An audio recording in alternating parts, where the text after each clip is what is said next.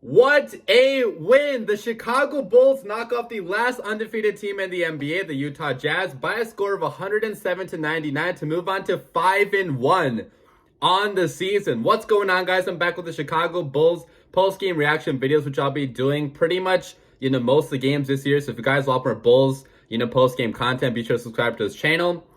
But in today's video, guys, I'll be covering one of the biggest wins the Bulls have had, to be honest, in probably the last 5 or 6 years, okay? To knock off a team that is one of the best teams in the Western Conference, okay? A loaded Western Conference that is full of a lot of talent, man. This Utah Jazz team was thought to be a contender going into this season, okay? With superstar Donovan Mitchell, they had Rudy Gobert as well. They have fantastic depth. Sixth man of the year, Jordan Clarkson. They were obviously missing Conley for this game, but hey, they still had a crazy amount of talent on their roster. They were undefeated too before they matched up against our Bulls, and our Bulls knocked them off, okay? We gave them their first L of the season, which feels so damn good, man, because I remember early on in the season when we were beating the Pistons and the Cavs, people were like, oh, it's only the Pistons, it's only the Cavs. You're not going to do this well when you actually face a real team. And here it is, guys. Here is the proof. The Chicago Bulls beat a real team, a contender in the Western Conference. And to be honest, guys, we won this game by a lot, okay? Obviously, the game was pretty close for the majority of this game, but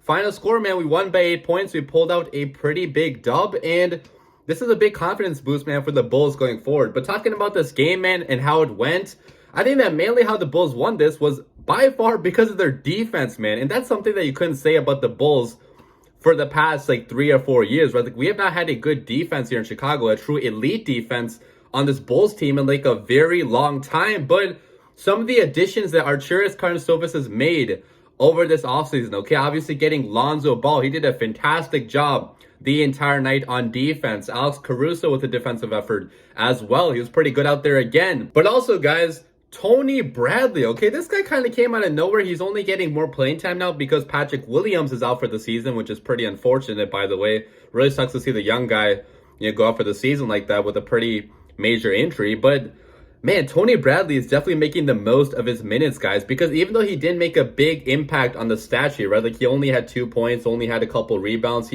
Just looking at the stat sheet, you could not tell the impact he had on this game, but he did a crazy good job on Gobert and some of the other bigs that the Utah Jazz had, okay? And, in the past, we were really struggling to defend some of the opposing team's bigs, but Tony Bradley with his length and with his size and also with his effort too, okay? That's the biggest thing. This dude puts 100% of his effort out there on the basketball court at all times. I mean, he was blocking shots out there. He had 2 blocks. He was using his long arms to his advantage. He was doing a good job on the, the Jazz, the bigs that they had. So, I mean, if you look at the plus minus, man, with Tony Bradley on the court, okay, we were a plus 19. That is the highest plus minus for any player on the Bulls roster tonight. So his impact was definitely noted, okay? The Bulls went on those runs against the Jazz with him in the lineup, partly because he was doing such a good job defensively, okay? So really happy and kind of surprised by the play of Tony Bradley, guys. I thought the Bulls would have to trade for a big at some point this season, and maybe we still do, but hey, early on, man, Tony Bradley is already showing us a lot of good stuff, and he's still,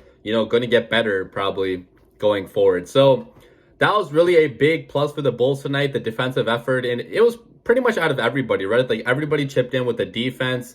Lonzo Ball was doing good out there, like I mentioned. Alex Caruso. Derrick Jones Jr. as well. This guy got minutes again because of all the injuries that we have. And, man, he was a plus 18 out there on the court. He also had 3 blocks and a steal in this game, too. So Derrick Jones Jr. was also out there just swatting shots and making a big impact on the defensive end. So, man, if the Bulls can really keep this defense up, we could compete with any team in the NBA because, again, guys, the Jazz were one of the best three-point shooting teams in the NBA entering this game. We did a fine job on them at the perimeter, okay? If you look at the threes that the Jazz hit in this game, they only hit on 11 threes out of 38 attempted, so only 28%. That's not good at all for such a good three-point shooting team. So, defense, man, the reason why we won this game, but I also want to point out the insane offensive effort from Demar Derozen, okay? This guy had 32 points, his first 30-point game as a member of the Bulls, and what can I say, man? Mid-range legend. He was nailing all those mid-range shots over and over and over again. Really good at the line, too. Nailed all 6 attempts that he took. So,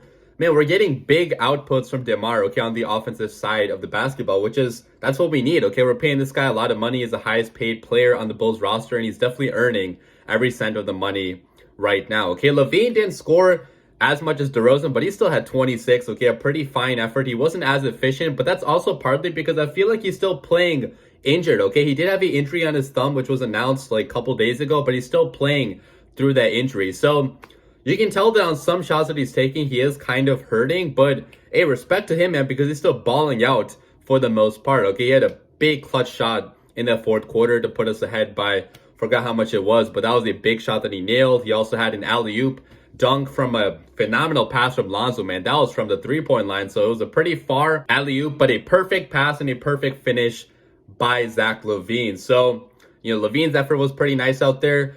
Vooch was not good out there at all tonight, okay? So he was 4 for 19 from the field. He only had 16 points, guys, but I have to say, even though he played such a bad game for the majority of this game, he nailed the shots when they mattered the most, like he did in the other game as well, okay? So Vooch hit a big three near the end of this game. He also had a big mid-range shot as well. He missed one at the end too, but still, those 5 points that we got from Vooch, man, near the end of this game, those were crucial in helping us win this game. So I think that Vooch's offensive output so far this season is definitely concerning because it seems like he's also forcing some shots now. He's not making really a lot of the easy shots either, but I'm just hoping, man, it comes with time, okay? Maybe he gets into a rhythm later on in the season because right now the rhythm is definitely not there. But hey, for nailing those clutch shots, man, props to you, Vooch. So that's pretty much all I want to say in this video, guys. A pretty short video because I do have to sleep early tonight. I'm going to the Bears game tomorrow, which I can't wait for. That's going to be a fun time. Hopefully, okay, we'll see what Justin Fields and the Bears do. But amazing game by the Bulls. A big win, a statement win. And the rest of the NBA, man, they have been put on notice. Okay, the Chicago Bulls are back.